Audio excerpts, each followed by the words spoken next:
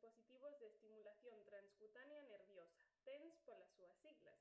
En concreto, quería saber se realmente estes aparellos cumprían o que prometían e lle aliviarían a dor durante os primeiros días de sangrado porque non a aguantaba. A verdade é que eu coñecía estes dispositivos, pero non os investigara moito por unha razón que vos comentarei máis adiante. Así que despois de que me chegara esta consulta, decidín poñerme a elo e xa que o facía, pois contárvolo a todas. Para comezar, que son e que prometen estes dispositivos? Trátase dun aparello pequeno que ten dous parches adhesivos que se colocan na zona da pelve. Deste xeito, envía impulsos eléctricos para enganar o sistema nervioso central e que así non perciba a dor que sentimos. No caso dos antiinflamatorios, por exemplo, estes alivian a inflamación e ao ser esta a causa da dor, a dor desaparece. No caso destes dispositivos, a causa da dor en sí non desaparece, simplemente deixamos de percibir a dor. Outra das promesas dos dispositivos TENS é que o alivio é inmediato, algo que non se consegue coa medicación, posto que ten que chegar a facer efecto. E se isto é certo, cal é o mecanismo polo que conseguen aliviar ou eliminar a dor? Para responder a isto temos que coñecer dous tipos de dor, a dor nocioceptiva e a dor neuropática. A dor nocioceptiva é a que se produce polo estímulo das terminacións nerviosas, por exemplo, cando nos golpeamos. Esta dor desaparece cando desaparece a causa que a provoca e responde ben ao tratamento médico, como o caso dos antiinflamatorios que comentaba antes. Pola contra, a dor neuropática prodúcese cando hai unha resposta desaxeitada, digamos, debido a unha lesión, enfermidade ou traumatismo. É un trastorno neurolóxico no que o cerebro está sensibilizado para sentir dor, aínda que a fonte da dor se eliminara, e polo tanto non responde aos tratamentos médicos habituais e normalmente convértese nunha dor crónica. Este tipo de dor é a que se dá, por exemplo, na endometriose ou nos casos da síndrome de membro fantasma.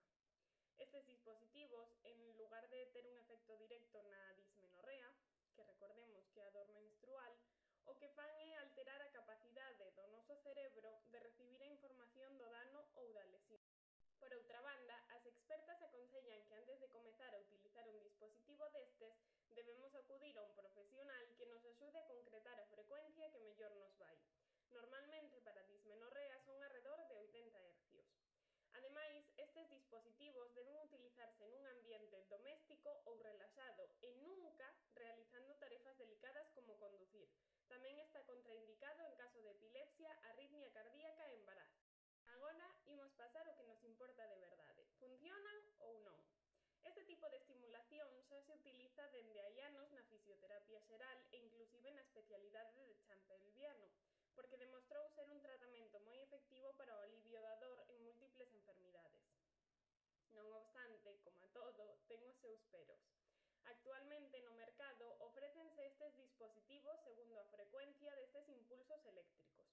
A frecuencia baixa iría de 1 a 4 Hz e a frecuencia alta de 75 a 100 Hz. A cuestión é que as diferentes revisións sistemáticas mostraron que a alta frecuencia era máis efectiva para o alivio da dor que o placebo, mentres que a de baixa frecuencia tiña un efecto igual ao placebo. Entón, por que eu era reticente a investigar ou a falar destes dispositivos? Tal e como eu o vexo, estamos avanzando moito en novas tecnoloxías para eliminar a dor, mentres nos esquecemos un pouco de tratar a causa que provoca esta dor. Por suposto, estes aparellos poden ser unha boa solución para determinadas situacións, pero creo que estas situacións deben estar moi ben definidas e controladas por profesionais da saúde actualizadas. Non sirve de nada inventar estes novos aparellos e ao final vai pasar como coa pílula anticonceptiva, que é un medicamento útil para determinados casos e acabouse convertendo nun medicamento para literalmente todo porque nos aforraba tempo e cartos en probas diagnósticas e en investigación.